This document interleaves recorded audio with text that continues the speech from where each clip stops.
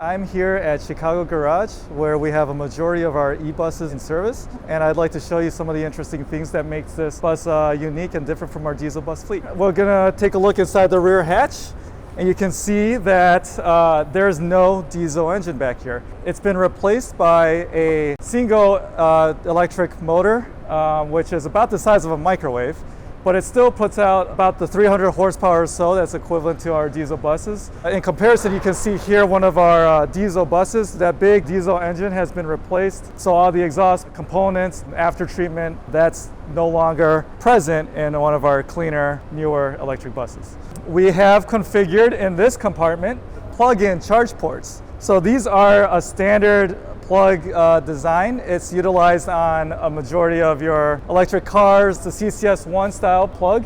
We do have a diesel-fired auxiliary heater that is packaged onto the bus to supplement some of the cabin heat in the wintertime. And you can think of it as a bit of a range extender so that we can preserve as much of the electrical energy in the batteries for driving rather than heating the bus. Now, if we take a peek underneath the bus, I'd like to show you where all the energy is stored.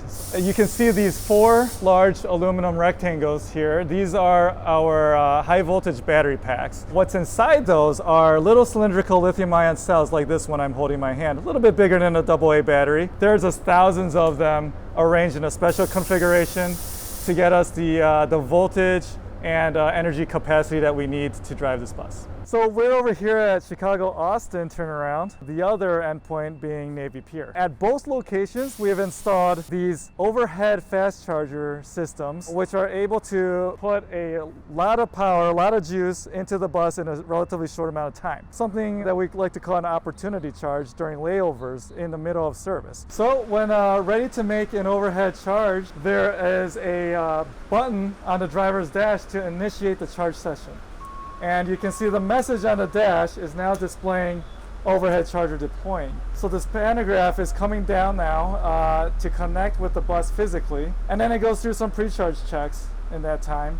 When the charge is active and there's electricity flowing into the bus, the message on the digital dash will change to show that it's charging. There it goes.